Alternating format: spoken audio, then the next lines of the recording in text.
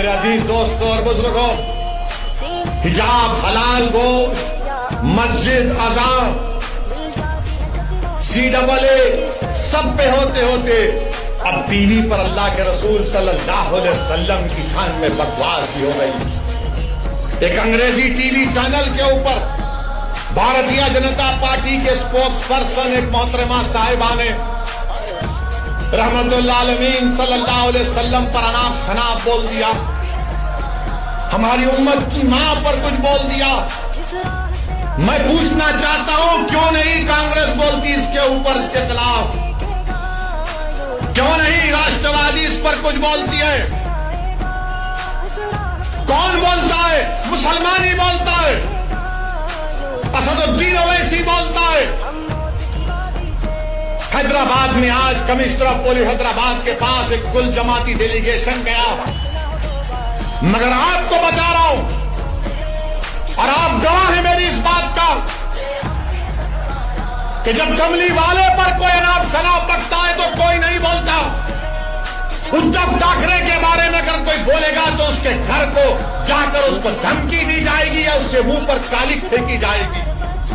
शरद पवार पर कोई बोलेगा तो थप्पड़ मारा जाएगा। शरद पवार के बारे में कोई लिखेगा तो उस एक्ट्रेस को जेल में डाल दिया गया। तो बताओ, क्या शरद पवार को बोला जाएगा, उद्धव ठाकरे को बोला जाएगा, मोदी को बोला जाएगा, और जब मेरे रसूल के बारे में बोला जाएगा तो तुम सब गूंगे बन जाओगे, तुम कुछ नहीं बोलोगे। मैं आपसे मुखातिब नहीं हूं, मैं इख्तियार की कुर्सियों पर बैठने वालों से पूछ रहा हूं, बताओ, बोलो। शरद पवार के बारे में बोले तो थप्पड़ मारकर ऐनक तोड़ दिए,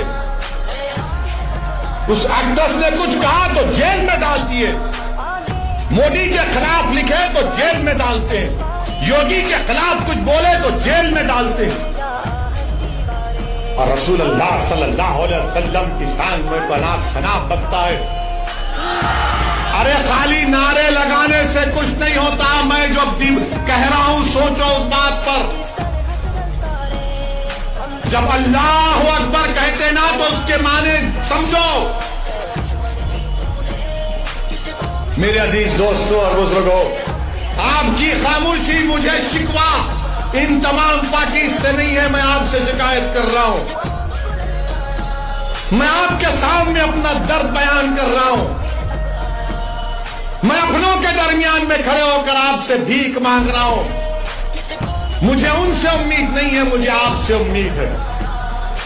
अगर मेरी बात कड़वी लग रही तो अपना दीवाना बेटा और भाई समझकर माफ कर दो, मगर मेरा हक बनता है कि मैं तुम्हारे सामने बोलूं।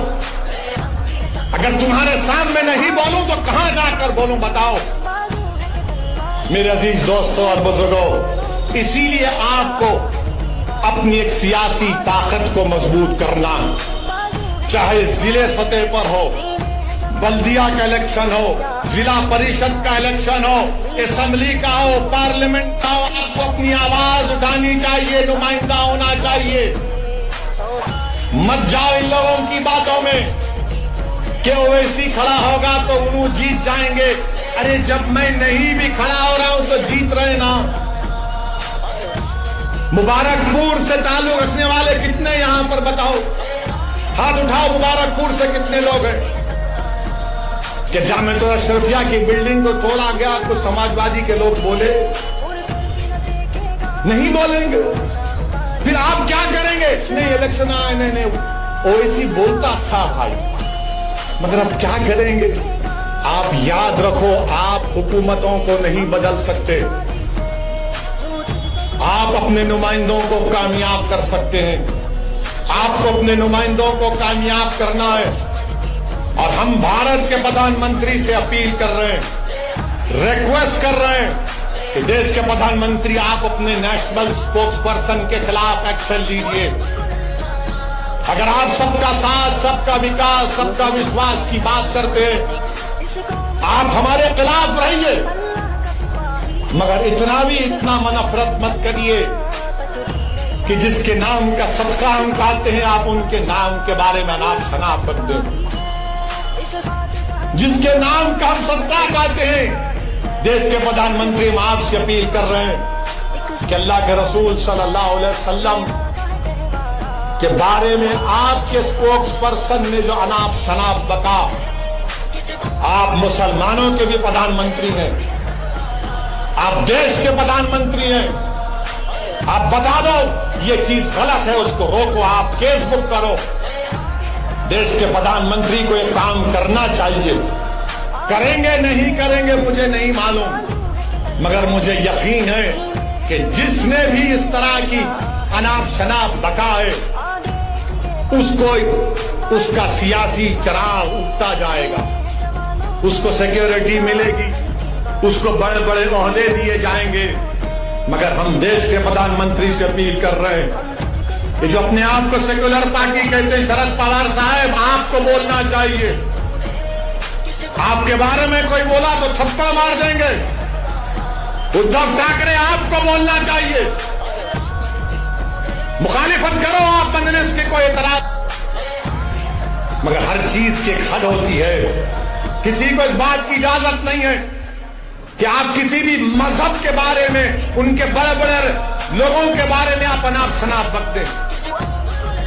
मुझे भी इख्तलाफ है बीजेपी से, शिवसेना से रहेगा जिंदगी भर। मेरे अजीज दोस्तों और बुजुर्गों, मैं आपसे अपील कर रहा हूं कि मुत्तहिद रहिए, और बीजेपी से अपील कर रहे हैं कि ये आप नेशनलिज्म का, भारत से मोहब्बत का दर्स हमको मत दो। आप, हम वो लोग हैं जो हमारे बुजुर्ग जेल में थे, एक खत भी हमारे बुजुर्गों ने अंग्रेजों से माफी का नहीं लिखा।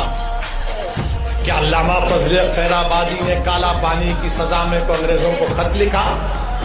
फांसी पर चढ़ गए मोदी जी, अंग्रेजों के खिलाफ माफी नहीं मांगी, पेंशन नहीं लिया अंग्रेजों के खिलाफ, अंग्रेजों से अंग्रेज का घर नहीं लिए।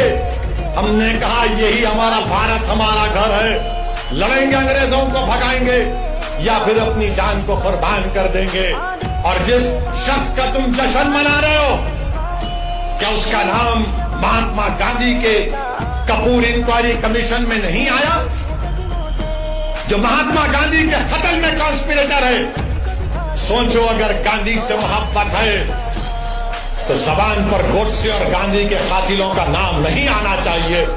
मेरे अजीज दोस्तों और बुजुर्गों, आपका बेहद शुक्रिया कि आप तशरीफ लाए, और आपसे अपील करता हूं कि अपनी दुआओं में खालिद गुड्डू के लिए और नवाब मलिक के लिए दुआ करिए। अस्सलाम वालेकुम व रहमतुल्लाह।